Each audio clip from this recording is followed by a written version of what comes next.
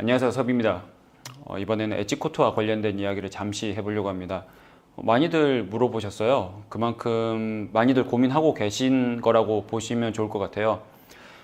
보통 엣지코트를 어떻게 하면 잘 바를 수 있을까에 대해서 고민을 하다 보면 이것저것 검색도 해보고 그렇게 되죠. 뭐 인스타그램도 마찬가지고 뭐 네이버 블로그, 뭐 유튜브 이런 것들 보면 어떻게 하면 잘 바를 수 있을까에 대해서 그런 정보들이 공유가 된다든지 이런 도구를 쓰면 좋습니다 라고 해서 올려놓은 그런 여러 가지 정보들이 있습니다. 그런데 거기서 꼭 체크하셔야 되는 건 뭐냐면 그 도구에 대해서는 나중에 생각을 하셔야 된다는 거예요. 네. 제가 이번 영상에서도 이 썸네일에서 제가 이렇게 하고 있었죠. 이 롤러 가지고 이렇게 하고 있었는데 거의 100이면 100 어떻게 되어 있냐면 이 가죽이죠. 가죽이 보통 한 장인 경우들이 대부분입니다. 네. 한 장을 내가 재단을 딱 깔끔히 하고 나서 두면 이 단면이 이미 깔끔해요. 그런데 이 이미 깔끔하게 되어 있는 이 단면에 내가 칠을 하게 되면 당연히 깔끔히 나올 수밖에 없습니다. 이건 당연한 거예요. 아마 뭐 2장, 3장 이렇게 단차가 있는 것들에다가 두고 이렇게 칠하는 것들 보신 적이 없을 거예요. 그거는 이런 도구뿐만이 아니라 무슨 롤러 같은 거, 엣지코트 채워서 해놓은 롤러도 마찬가지고요. 100이면 100, 이 단면이 이미 깔끔하게 되어 있는 상태에서 합니다. 그거는 뭐 전기 클리저, 그걸로 열마감 한다고 하는 것도 마찬가지예요. 그래서 언제나 포인트는 뭐냐면 이 단면이 깔끔하게 만들게끔 하는 게 첫 번째라고 보시면 됩니다. 제가 이것과 관련돼서는 그 전에 영상을 올려놓은 게 있어요. 이 엣지코트를 칠하기 전에 단면만 깔끔히 해두면 적어도 85점은 먹고 들어간다라는 그 주제로 올려드린 게 있는데 같은 내용입니다. 그래서 거기에 현혹되지 않으셨으면 좋고 적어도 이 도구나 이런 바르는 방법에 대해서 해보시기 전에 단면을 깔끔히 하는 게 포인트다라고 언제나 생각을 하시는 게 좋습니다. 엣지코트를 바르는 방법에는 뭐 여러 가지가 있죠. 어떤 걸 써도 상관없을 것 같아요. 뭐 이런 롤러로 되어 있는 이런 걸 쓰시는 경우도 있고요. 아니면 송곳을 가지고 하시는 분도 있고 그 다음에 이런 스펀지 같은 걸 쓰시는 경우도 있어요. 뭐 엣지봉도 마찬가지고 그 외에 여차하면 뭐 도구 없으면 이런 슬리커를 써도 되고요. 뭐 아니면 쇠젓가락 이런 걸 써도 전혀 상관없습니다. 바르는 데는 전혀 상관이 없어요. 그리고 이것 말고도 나중에 엣지코트 칠하고 나서 열마감, 전기 클리저로 이렇게 문질러 가지고 열마감하는 것도 있는데 그것도 어찌 보면 아까 말씀드렸던 그 포인트 다음에 하는 겁니다. 그래서 도구는 어떤 걸 쓰셔도 되고 열마감을 해도 되고 안 해도 되고 라고 보시면 좋을 것 같고요.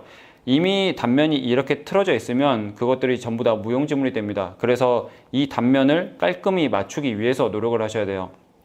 재단해서 재단 단차가 안 나는 것도 마찬가지긴 하지만 붙여놓고 나서 만약에 조금 틀어지거나 이러면은 조금 잘라낸다든지 그런 식으로 단면을 맞춰주셔도 되고요.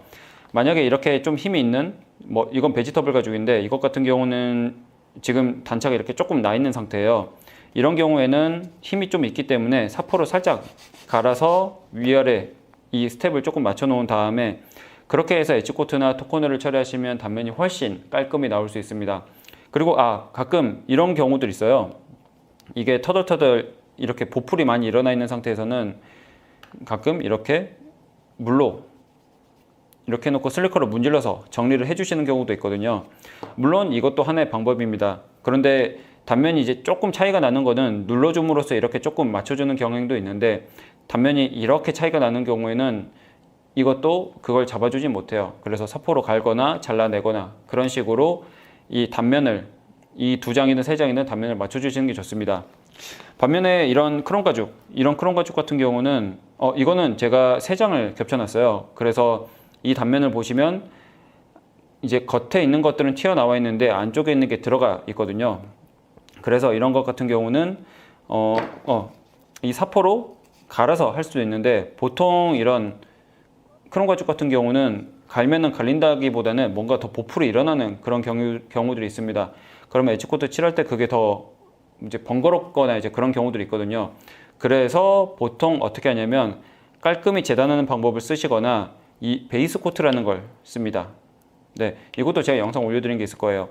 이 베이스 코트를 쓰시는데 이 베이스 코트의 역할은 뭐냐면 이 단차가 이렇게 나 있는 것을 살짝 메꿔주는 역할이 첫 번째 역할이라고 보시면 됩니다. 코팅처럼 위를 한번 싸주는 역할도 하지만 기본적으로 단차가 이렇게 나 있으면 이렇게 들어가 있는 부분에 이 층을 살짝 맞춰준다고 보시면 돼요. 어떻게 보면 뭐 차나 이런 거 보면 퍼티라고 하죠. 퍼티라고 해서 이제 그 움푹 들어간 면이나 그런 걸 메워주는 그 역할이라고 보시면 되는데, 제가 이걸 가지고 한번 보여드릴게요.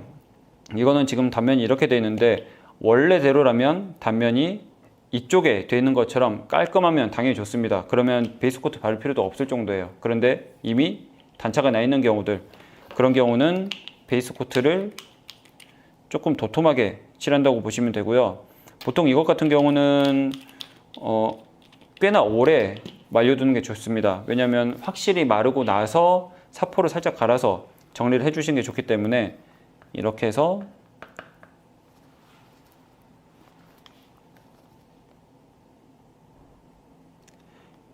이렇게 위쪽이 고르게 발리면서, 뭔가 이렇게 점점 이렇게 하시는 분들도 있는데 이렇게 한다기보다는 위에 막을 하나 만들어 준다라는 그런 느낌으로 해주시는 게 좋습니다.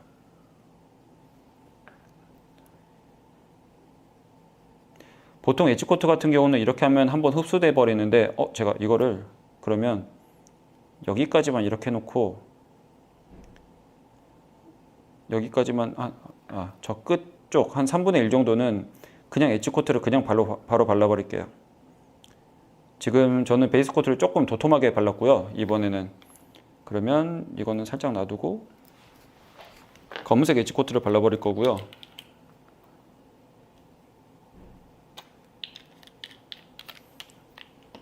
참고로 엣지 코트가 마른 다음에 떼시는 게 좋습니다. 이렇게 한 번에 떼지거든요. 똑같이 그냥 엣지봉으로 검은색 엣지 코트를 발라버릴게요. 이것도 똑같이 베이스 코트처럼 조금 도톰한 느낌처럼 이렇게 발라보겠습니다.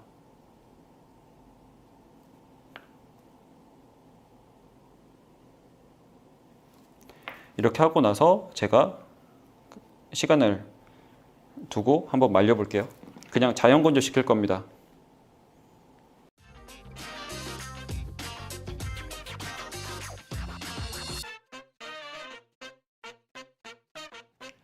이렇게 30분 이상을 말렸습니다. 그렇게 했는데 차이점이 조금 보이시나요? 확실히 베이스 코트 같은 경우는 이 단차를 조금 잡아주는, 그걸 메워주는 역할이 있다고 하면, 이 엣지 코트 같은 경우는 바로 흡수돼서 이렇게 그 단차를, 요철을 잡아주지 못하는 그런 느낌이 아마 드실 겁니다. 그래서 이 베이스 코트의 용도 자체는 아까 말씀드렸듯이 이 퍼티처럼 이 단차를 메꿔주는 역할이라고 보시면 될 것 같아요. 제가 이 상태로 보통은 사포로 갈아서 하는 경우도 있지만 이 상태로 엣지 코트를 한 번 더 칠해 보겠습니다. 이번에는 제가 다른 도구로 써볼게요.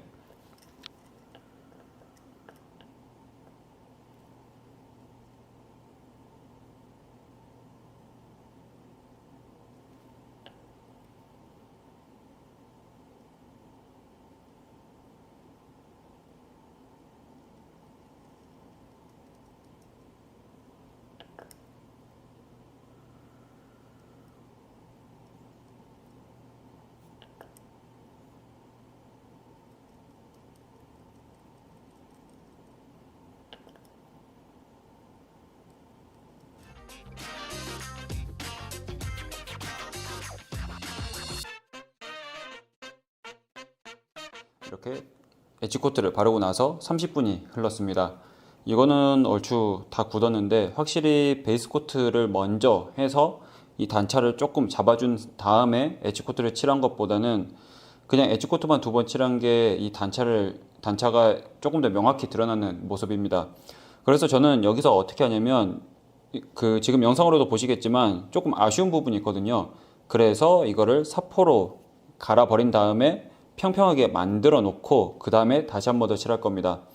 그러니까 엣지 코트 자체는 어찌됐든 바닥이 평평한 게 정말, 제가 이 영상에도 계속 반복해서 말씀드리지만 정말 중요하기 때문에 이 사포로 갈아내는 것도 요령이라면 요령일 수도 있고 팁이라면 팁일 수도 있는데 평평하게 만들어 주시는 게 좋아요. 저 같은 경우는 이렇게 하진 않고요. 이렇게 길쭉한 것을 이렇게 맞대어서 이렇게 하는 경우들이 좀 많습니다. 보통 이 직선인 경우들이 많잖아요.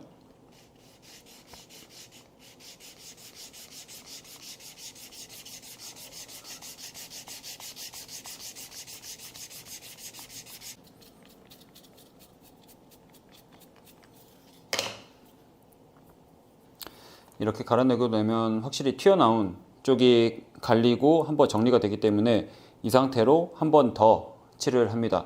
이걸 반복을 하시면 돼요. 물론 이제 내가 원하는 결과가 나올 때까지 반복을 하시면 되는데 이렇게 하고 나서 나중에 추가적으로 열마감, 크리저로 열마감을 하시는 경우도 있고요. 뭐 그 외에 다른 뭐 비즈왁스 이런 걸로 해서 이제 광택 처리를 하시는 경우도 있는데 어찌 되었든 그것들이 빛을 보려면 아까 말씀드린 것처럼 단차가 없이 한 상태로 칠을 하고도 갈아내서 평평하게 만든 다음에 또 칠을 하고, 이 작업이 정말 중요합니다. 그래서 저도 제가 만드는 거나 그렇게 하는 것들은 다 이렇게 하고 있어요. 별로 다른 방법을 쓰고 있지는 않고요. 어찌 보면 원리는 간단하죠. 원리는 간단한데 그게 쉽지가 않아서 그렇긴 하지만 이 원리에 대해서 조금 포인트를 치중해서 보신다고 하면 충분히 좋은 결과물을 얻으실 수가 있을 겁니다. 제가 이번에는 요 송곳으로 한번 칠을 해볼게요.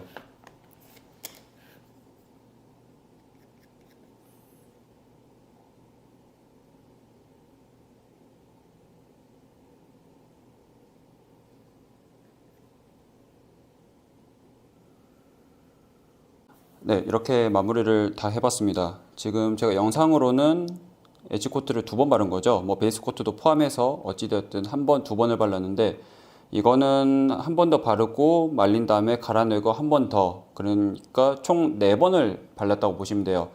이 부위 같은 경우는 베이스 코트 포함해서 베이스 코트 1번, 엣지 코트 3번, 총 4번을 발랐고, 이쪽은 엣지 코트만 4번을 발랐는데, 아마 영상에서 보시면 아시겠지만 맨 처음 이렇게 단차가 있었던 게 어느 정도 깔끔히 사라지고 평평하게 되어 있는 것을 아실 수가 있을 겁니다. 그리고 이 끝단을 보면 이렇게 움푹 파인 게 확실히 덮여진 것을 보실 수가 있는데, 그런데 반대편 쪽은 제가 일자로 깔끔히 잘랐던 부분이잖아요. 이쪽에는 엣지 코트 2번만 칠했거든요. 그런데 거의 같은 퍼포먼스가 나옵니다. 그래서 여기서 제가 꼭 말씀드리고 싶은 건 도구 정말 중요합니다. 중요할 수도 있죠. 그런데 도구보다 중요한 게 단차를 맞춰주는 겁니다. 단차, 이 스텝이 이렇게 레벨링이 차이가 많이 나면 그것을 메꾸기가 쉽지가 않기 때문에, 그래서 저희는 베이스 코트라는 걸 쓰는 경우도 있고, 아니면 엣지 코트를 바르고 갈아내고 이 작업을 여러 번 해서 이 단차를 없애주는 게 관건이라고 보시면 됩니다. 이렇게까지 하고 난 다음에야 크리저로 열마감을 한다든지 이런 게 조금 더 돋보인다고 보시면 되기 때문에, 제가 누누이 말씀을 드리지만 어찌 보면 좀 귀 아프실 수도 있어요. 단차를 맞춰주는 거, 이게 정말 중요하다고 생각하시면 좋을 것 같습니다. 그래서 이번에는 제가 일자로 하긴 했는데 저희가 만들다 보면 곡선이 있기도 하고 그렇잖아요. 그런 것도 동일하다고 생각하시면 되기 때문에 어찌 보면 조금 지루한 그런 작업일 수도 있지만, 말리고 갈아내고 칠하고 이거를 뭔가 깔끔히 반복을 하다 보면 조금 더 좋은 결과물을 낼 수 있는, 어찌 보면 단순하고도 좀 고된 작업이라고 말할 수가 있을 것 같습니다.